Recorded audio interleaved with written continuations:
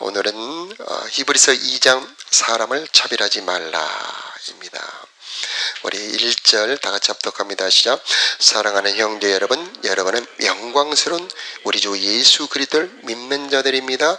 그러므로 사람들을 차별해서 대하지 말기 바랍니다. 아멘.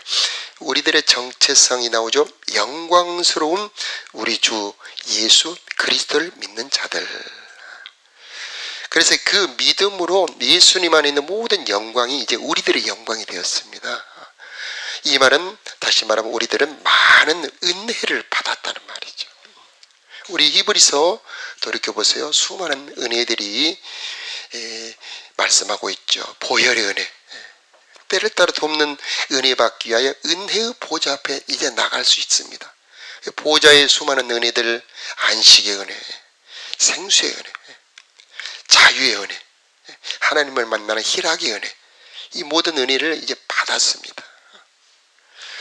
자, 5절 말씀을 보면 우리가 어떤 은혜를 받았는지 요약을 하고 있는데 함께 읽어볼까요? 시작. 사랑하는 형제 여러분, 제 말을 잘 들으십시오.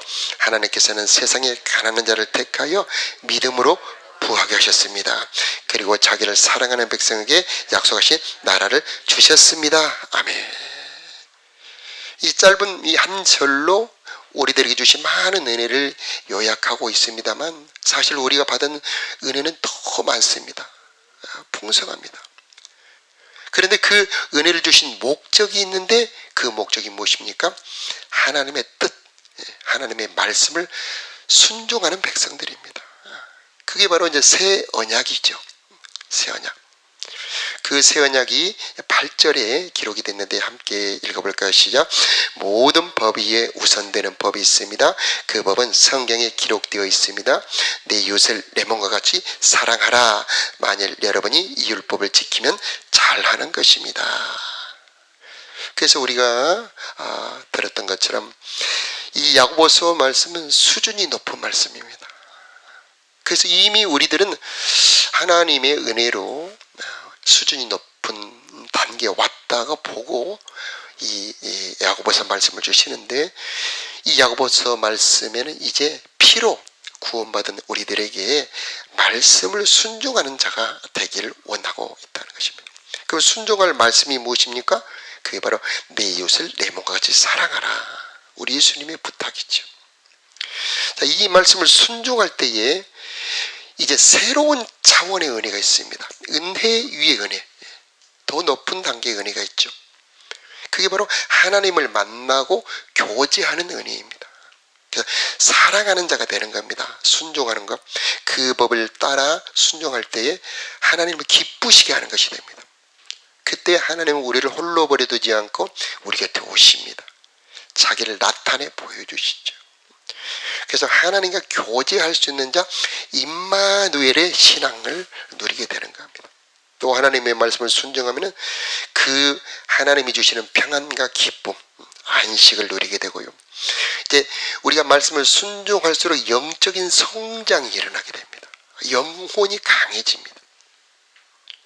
또 하나님의 말씀을 순종하면 그 하나님의 그 기쁨이 우리들에게 오므로 이제 우리들의 삶에 능력과 은혜가 나타나게 되고 빛이 나타납니다. 그래서 이제 하나님의 말씀을 순종하고 그 뜻대로 하나님의 뜻을 따라 형제를 사랑하게 되면 우리를 통해서 이제 사람들이 예수를 더 믿게 되는 거죠. 그래서 많은 영혼들을 전도할 수 있게 되는 겁니다. 또 하나님의 말씀을 순종하면 장차 내세 큰 영광의 상이 있습니다.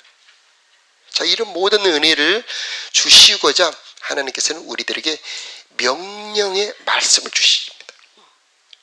자, 그런데 우리가 이 명령의 말씀을 받을 때에 속지 말아야 되는데, 자, 우리가 어제 말씀 17절 우리 함께 읽어볼 수 있을까요? 17절 말씀에 보면 어제 말씀 한번 찾아볼까요?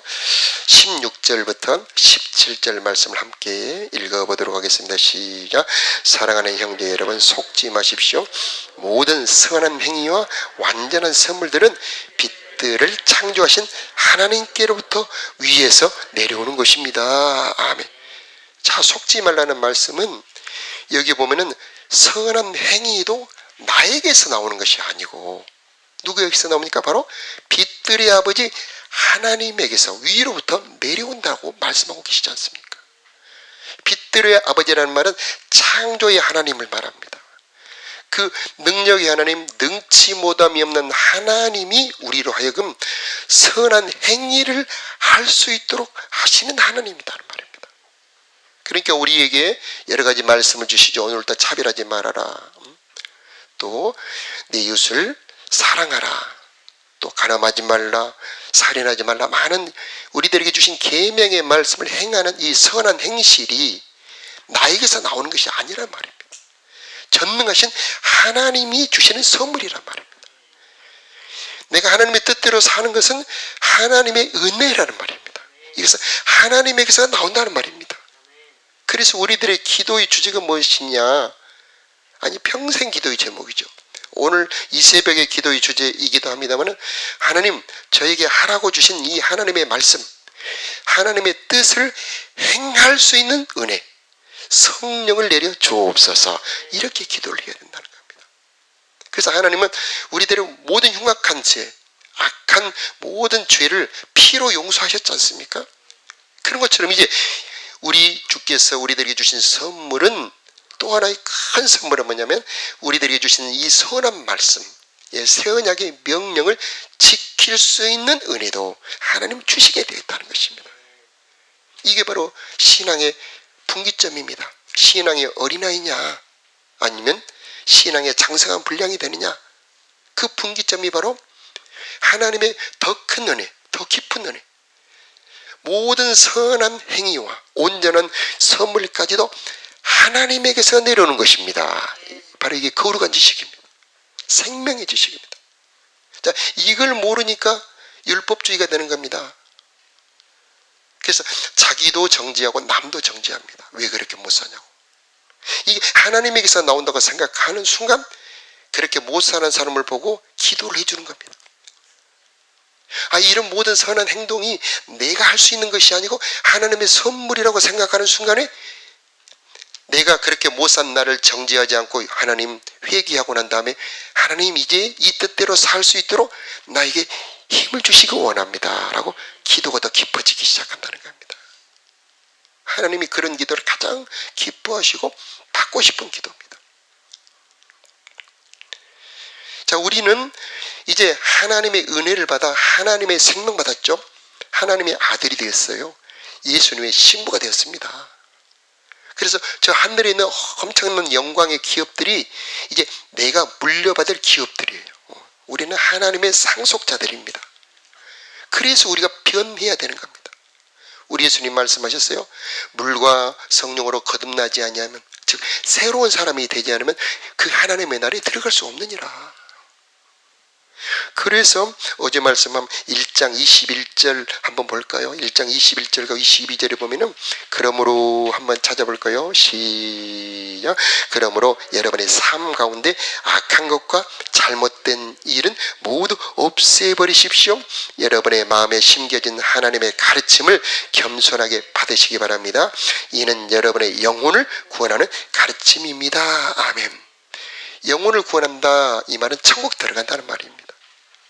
여러분, 천국은 너무너무 거룩하고 너무너무 영광스러운 것이라 죄 가지고 못 들어갑니다. 그래서 예수님 부터 악한 것 버려라, 잘못된 일은 모두 없애버려라. 그걸 가지고는 들어갈 수 없고, 혹시 들어간다 할지라도 견딜 수가 없다. 그리고 마음에 심겨진 하나님의 가르침, 우리가 히브리서에서 들었죠. 새 언약의 말씀을 너희 마음에 두고 너희 생각에 기록해 주겠다. 이 새 언약의 말씀, 우리 주님이 주신 이 신약의 말씀은 능력이 있어요. 생명이 있습니다. 그 말씀 자체가 빛이 있으라 하니까 빛이 있었던 것처럼, 그렇잖아요. 빛이 있으라 하니 빛이 있었던 것처럼 그분께서 내 이웃을 내 몸처럼 사랑하라 하는 말씀을 주실 때 내 힘으로 하는 것이 아니고 그 말씀 안에 능력이 들어있는 겁니다, 여러분. 그래서 달걀이 나올 때에 달걀 안에 품기만 하면 그 병아리가 될 수 있는 것처럼 말씀 안에 생명이 있어서 우리가 기도하고 그 말씀을 품고 있을 때 그 말씀이 역사하여 우리가 이웃을 사랑할 수 있는 사람이 되게 만들어주는 생명의 말씀, 창조의 말씀이라는 것입니다. 이 믿음이 필요한 겁니다. 그래서 우리는 예수를 믿은 다음에 이제 진정한 회개가 필요합니다. 내가 변해야 되죠. 그래서 늘 말씀에 나를 비춰보고 거울처럼 나의 잘못을 발견하고 회개하고, 하나님, 이런 모습, 말씀을 보니 나에게 이런 잘못이 있네요. 말씀을 보니 내가 너무 세상적이네요. 말씀을 보니 내가 너무 비판적이네요. 말씀을 보니 내가 너무 걱정하고 있군요. 이렇게 말씀을 보고 자기 안에 들어있는 모든 약점, 단점, 하나님과 어울리지 않는 것, 세상의 악한 것들을 발견하고 도와주세요. 하나님, 십자가로 이 내 악한 모습을 제거하여 주시옵시고 예수님의 모습으로 새롭게 태어날 수 있도록 나를 거듭나게 하여 주시옵소서. 이렇게 기도해야 된다는 것입니다. 그럴 때 우리들의 영혼이 점점 자라나게 됩니다. 장성한 분량이 되게 됩니다. 그때에 놀라운 능력이 나타나죠. 여러분을 통해 사람들이 예수님을 보게 되는 거죠. 우리들의 말 속에서, 우리들의 삶 속에서 생명이 흘러가게 되는 거죠. 나를 만나는 사람들이 하나님의 은혜와 하나님의 평강을 볼 수 있게 되고, 이것을 열매라고도 하고 등불이라고도 하죠. 그래서 이 세상에서 하나님의 등불로 사용받게 되는 것이고, 그래서 하나님의 영광을 높일 수 있는 사람들이 되게 되는 겁니다. 이 12절 함께 읽어볼까요? 시작. 하나님께서 가르쳐 주신 대로 행하십시오. 듣기만 하고 행하지 않는 사람이 되어서는 안 됩니다. 앉아서 듣기만 한다면 그것은 자신을 속이는 것이 됩니다. 이제 어제 말씀이죠. 그래서 야고보서의 주제는 그 행하는 믿음입니다. 그래서 우리가 로마서 전반부나 히브리서에 보면 피에 대해서 계속 나오잖아요. 피는 우리가 행하는 거 아닙니다. 주님이 다 이루신 겁니다. 그래서 우리는 다만 여기는 믿음이죠. 나를 대신하여 나의 모든 죄를 담당하기에 주님이 다 희생하셨구나, 이렇게 여기는 겁니다. 그리고 그걸 찬송하면 보혈의 능력, 속죄 은혜가 내 속에 와서 역사를 합니다. 그런데 이제 우리들에게 말씀을 주셨을 때 이제 그 말씀을 믿고, 그래서 예수님을 믿는 믿음이 예수님의 말씀을 믿는 믿음으로 성장하는 겁니다. 예수님의 속죄를 믿는 믿음이 예수님이 주신 말씀을 믿는 믿음으로 성장을 하는 겁니다. 그래서 기도가 달라지죠. 순종하는 믿음 주시기 원합니다. 순종할 은혜를 주시길 원합니다라고 그 기도가 성장이 되는 겁니다. 자, 이렇게 우리 자신이 성장해야 될 이유가 있는데, 그것은 우리 12절, 13절 함께 읽어볼까요? 여러분은 시작. 여러분은 자유를 주는 법에 의해 심판 받을 것입니다. 여러분이 말하고 행동하는 데 있어서 늘 이것을 기억해야 합니다. 13절, 다른 사람들에게 자비를 베푸십시오. 그렇지 않으면 하나님께서 여러분을 심판하실 때 여러분에게도 자비를 베풀지 않으실 것입니다. 자비를 베풀었던 자는 후에 아무 두려움이 없이 심판날을 맞이하게 될 것입니다. 아멘. 노아가 말씀에 순종했죠. 그래서 잣나무로 그 엄청나게 거대한 방주를 짓습니다. 1층, 2층, 3층으로 짓고 창을 내고 그 나무 사이사이에는 역청으로 다 꼼꼼하게 발라서 물이 못 들어오게 만들고 거기다 식량을 저축하고 그 모든 규모치에도 모든 그 재료, 방법, 그 기한까지 하나님은 다 정해 주십니다. 그 말씀 그대로 순종하니까 그 순종의 결과물인 방주가 노아를 보존하는 것처럼 우리 예수님이 말씀하십니다. 비판하지 말아라. 우리 살다 보면 여러분의 기준에 안 맞는 사람들 많지요. 내 아내 자체도 그렇죠. 내 자신 자체도, 내 자식들. 그렇다면 내 주변에 있는 많은 사람들 보기에 내 기준에 안 맞는 수많은 사람들이 있을 거 아닙니까? 그때 비판하지 말아라. 왜 그럴까요? 만일에 네가 비판한다면 그 비판이 이제 너를 비판할 것이다. 네가 헤아리는 그 헤아림으로 네가 도로 하나님한테 헤아림을 받을 것이다. 네가 긍휼을 베푼다면 주님께서도 너를 긍휼히 여겨주시고 너의 잘못을 눈감아 주시고 덮어주시고, 그렇지만 네가 만일 꼼꼼하게 아주 세밀하게 다른 사람의 잘못을 파헤치고 비판하고 정죄하고 차별한다면 하나님도 너에게 그렇게 할 것이다. 우리가 마태복음에 보니까 1만 달란트 비유 우리가 잘 알죠. 1만 달란트 엄청난 그 빚을 탕감받고 나서 가다가 100데나리온 빚진 형제를 만나가지고 갚아라. 당장 갚아라. 며칠 좀 기다려달라고 하니까 안 봐주고 그 친구를 감옥에 가두었을 때 임금이 다시 부르잖아요.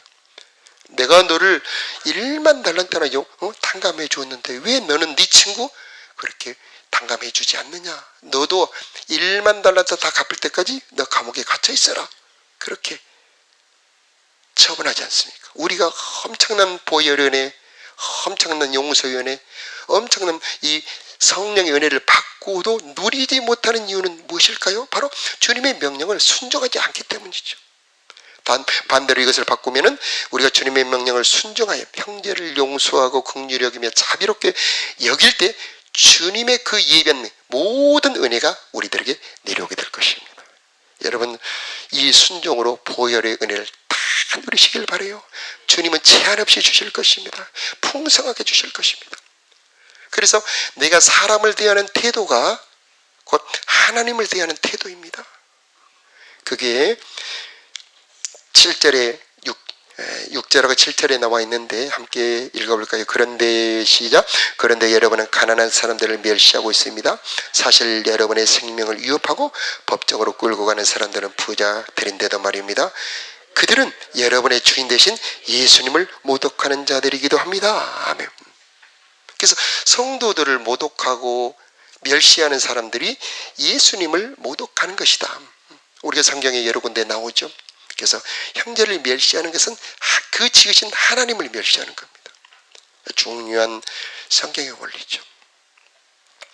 우리 조선에 구한말 조선에 복음이 들어옵니다.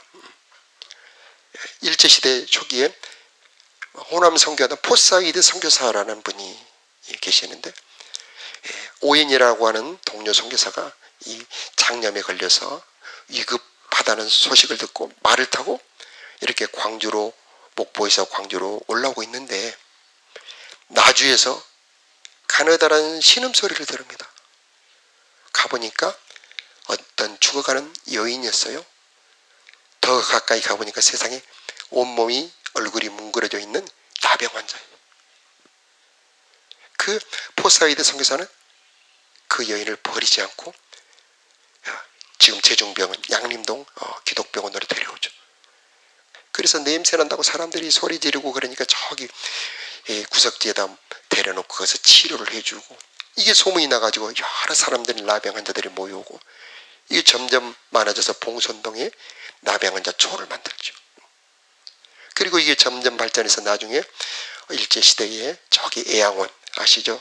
여수여 애양원과 소록도까지 확장이 되는데 수많은 나병 환자들이 예수를 믿게 된 기회가 되죠. 얼마나 다 버리죠. 모든 가족까지 버립니다. 그런 버림받은 그 가련한 나병 환자를 데려오는 그 선교사의 그 사랑이 바로 우리가 본받아야 될 정신이고, 우리가 그 사진에 보면 지금 광주천 천변 양림동 거기 보면은 천변에 보면은 윗 입술이 없는 여자들이 꽤 있어요. 윗 입술이 없어요. 그게 바로 소방 맞은 여자들이죠. 조선 말에 얼마나 여자들이 학대를 받았는지. 그런 여자들을 선교사들이 거두어서 그 사람들을 데려서 간호학을 가르치고 그 사람들을 돌보면서 우리 이 기독교 초기에 이 광주 땅에 복음이 전파됐습니다. 선교사들은 사람들이 다 버리는 사람들을 그대를 품었죠. 이 우리 예수님의 정신 아니겠습니까? 나도 모르는 사이에 우리 교회 안에서도 나도 모르는 사이에 우리 가정 안에서 형제를 차별한다면 이것은 주님이 바라시는 모습이 아니죠. 주님이 바라시는 모습은 그 차이도 어떤 약점도 죄까지도 다 품어주면서 서로 차별하지 않고 귀하게 여기는 바로 서로 사랑의 정신, 내 이웃을 내 몸같이 사랑하라 라고 명령하신 이유는 그 말씀을 순종할 때에 바로 하나님의 나라가 우리들의 삶에 이루어지기 때문인 것입니다. 자, 여러분의 삶에 하나님의 나라가 이루어지길 축복합니다. 주님의 명령 따라 나하고 맞지 않는 사람 품어주고 받아주고 기도해 줄 때 여러분 곁에 주님이 문득 계시고 여러분의 마음에 하나님의 기쁨이 임하게 될 것입니다.